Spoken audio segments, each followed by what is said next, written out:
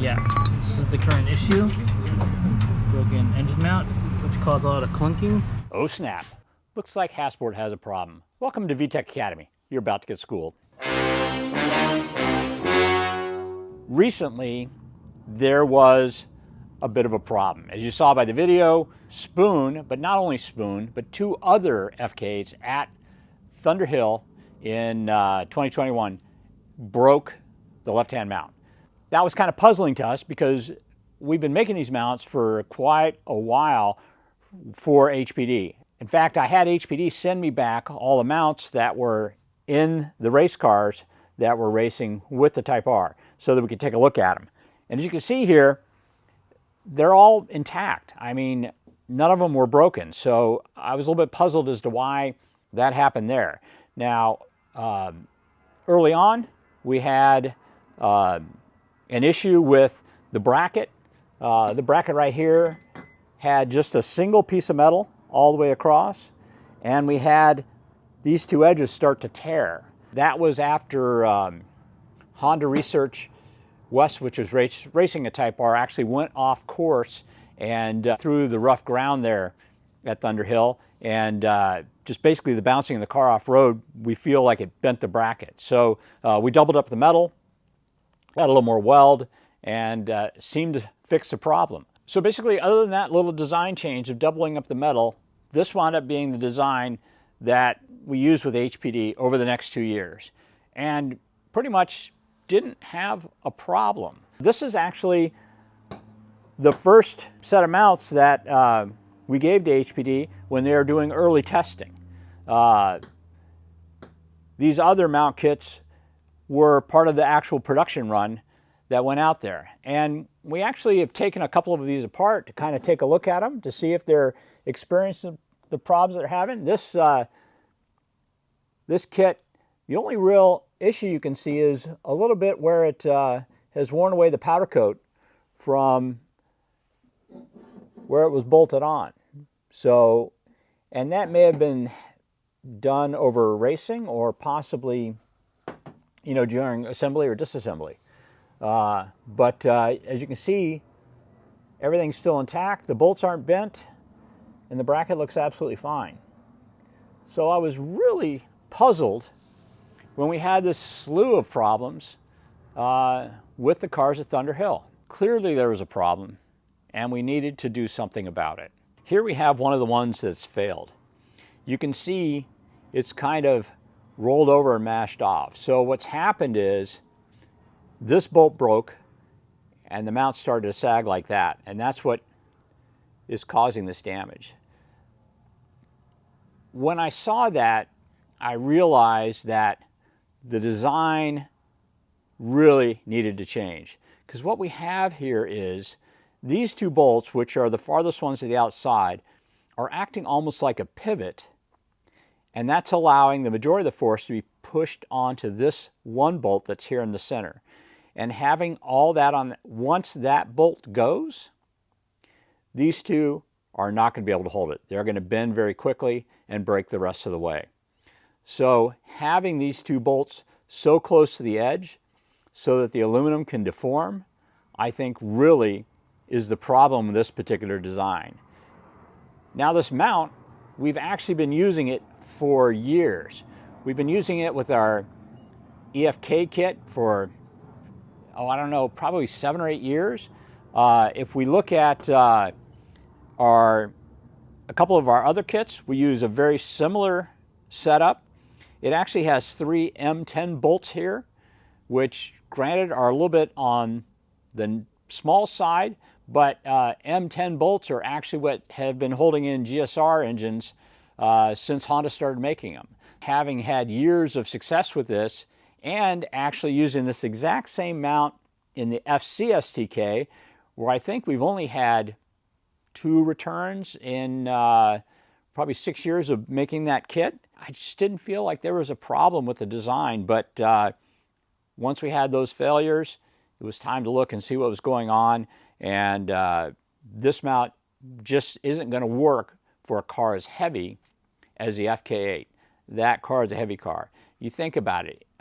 If you're bouncing over curbs, or on a slightly rough track, you're constantly getting it shocked, and it's doing this. And what's happening is all the stress is actually being put on this bolt.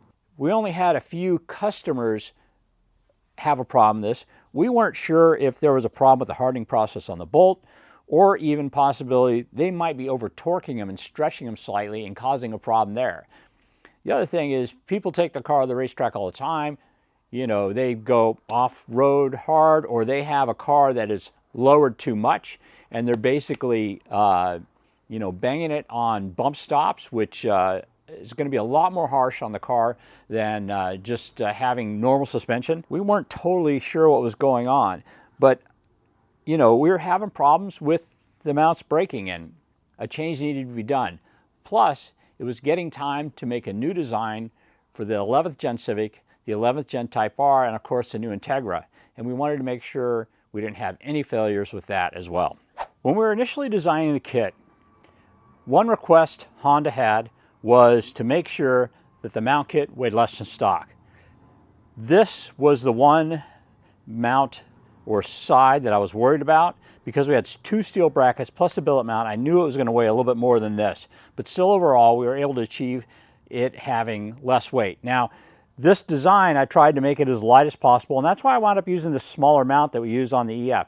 I thought that that was a good choice because it would minimize the weight. That was kind of the impetus for going with this particular mount. We could have chose a thicker mount, maybe the one from the DC2, which would have been a better choice. But this is the one I wound up going with, and that's really where the mistake was made. Couple things going on here. We're using 3 M10 bolts. Now, early on, we decided to go with a 12.9 because that was going to give us the most tensile strength and be the sturdiest of the ones. Whenever we had bolts that were not zinced, we had to send them out, have them zinced, send them back, have them hardened again, and that may have been causing some of the problems here. And plus, we would always try to buy zinced bolts, so you know, it may be that some of the bolts were actually zinced after they were hardened as well, and we thought that that might be causing the problem with either bolt stretching or bolt breaking. To fix that problem, I needed to do 2 things. One thing I needed to do was try not to have 2 bolts close to the edge, putting all the stress on one. And I decided to go up in size on the bolts so that it was going to be a little bit more difficult to over torque them and possibly damage the bolt on installation. That brings us to the new design. One of the solutions to designing the new mount kit could have been using this mount bracket right here. Now we have the single bolt the farthest away and the 2 outer bolts. So if there was any torquing, it was really going to do it against 2 bolts rather than 1. But we still had the problem with the fact that we'd be using an M10 bolt, and frankly, it's pretty easy to over torque that. With a torque rate of only about 50 foot-pounds, if you torque it a little bit more than that, you're going to stretch the bolt and weaken it. That led to the new design.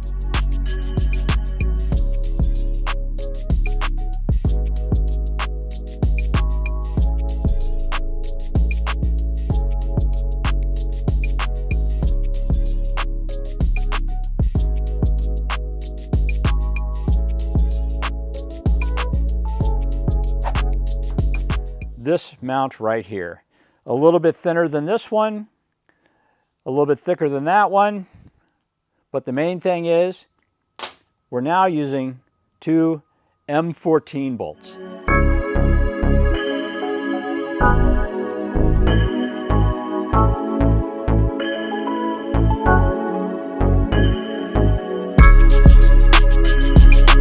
These 2 bolts are significantly stronger than that. These bolts are close to 70% stronger than these bolts are right here. So this was the new design. Now we have large bolts that are not going to break. And as far as over torquing them, even if you torqued them to 130 foot-pounds, they're not going to break. And 130 foot-pounds is totally unnecessary to hold this all together. So I think we came up with a nice compromise. Here we have a mount that is another K-flip mount that allows me to use it on other mount kits, The big advantage here is there's a much larger surface area that's going to be bolted down to the other mount, so it's going to be less likely to rock. It's going to be using an M14 bolt, which has a much higher grip strength. Along with the new mount, of course, is a new bracket. This now has larger spuds to accept the M14 bolt. The fact that there's only 2 holes now makes these metal pieces stronger.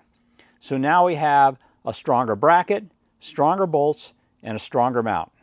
Of course, Hasport has a lifetime warranty. So if you have a problem, this is the kit we're going to upgrade you to. But I'm going to tell you right now, if you have this kit, and even if you don't have a problem, we'll be happy to replace it with the new mount kit and head that problem off at the pass. You may not experience a problem with it, but we'd really like you to have the new mount kit in there. So please, drop us an email, sales@hasport.com, and we'll tell you how you can get this new mount upgrade for your FK8. Now, this design, by the way, is also on the new FE STK kit and on the new Type R and Integra Type S mount kit as well. And those are available too. Anyway, guys, we're very interested in you not having a problem and having a good experience with Hasport. That's why we offer the lifetime warranty. So please, if you got the old kit, give us a call. We'll tell you how to get the new one. Well, guys, that's another VTEC Academy video. I know this was a lot about Hasport, but that is my day job, so I thought this was important to bring this information to you. By the way, if you like the things we cover here on VTEC Academy, please think about liking and subscribing.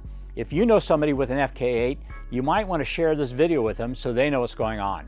Anyways, guys, thanks again for clicking on us, and we'll catch you next time.